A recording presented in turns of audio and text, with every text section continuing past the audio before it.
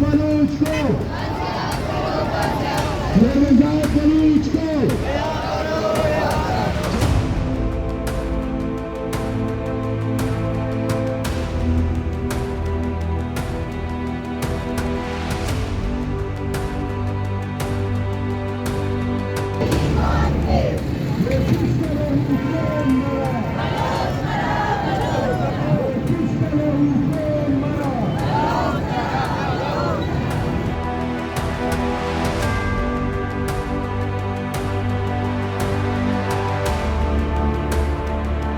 हम यहाँ पे समझते हैं कि ये इस रियासत का पहला कारनामा नहीं है कि इसने सिक्योरिटी लैब्स का इल्ज़ाम जाके मासूम शहरियों पे डाला है।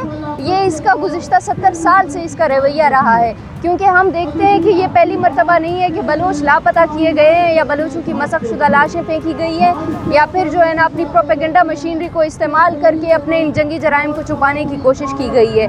अभी भी हम देखते हैं कि जो क्वेटा में जो दिलखराश वाक़या पेश आया है, मैं समझती हूँ कि शायद कोई भी जालिम रियासत हो वो इस तरह का काम नहीं कर सकती।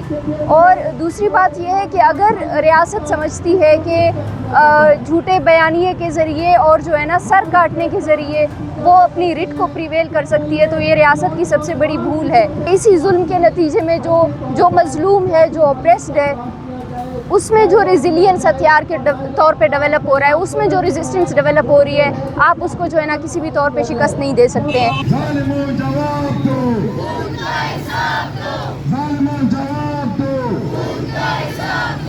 ये रियासत और जो इंतज़ामिया है और जो स्पेशली बलूचिस्तान हुकूमत है, वो मसाइल को हल करने के बजाय जो मुजाहिरीन हैं उन पर गोलियाँ चला रही है। हम देखते हैं कि इस तरह के वाक़यात तो जलियांवाला बाग में होते थे, बरतानिया के दौर में होते थे, लेकिन इस दौर में बलूचिस्तान के बलोचों के ऊपर हो रहा है। उन लाशों की शिनाख्त के लिए मिसिंग पर्सन्स की फैमिलीज हॉस्पिटल में जाती है, तो उन फैमिलीज को घसीटा जाता है, मारा जाता है और गिरफ्तार किया जाता है।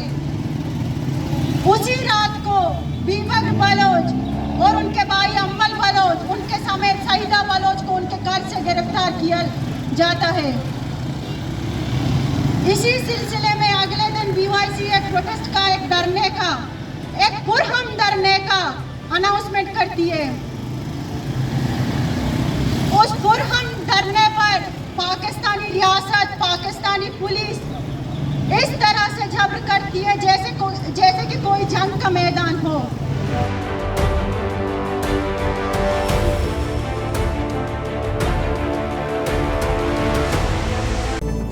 आपकी खबर, आपकी आवाज़, voicepk.net।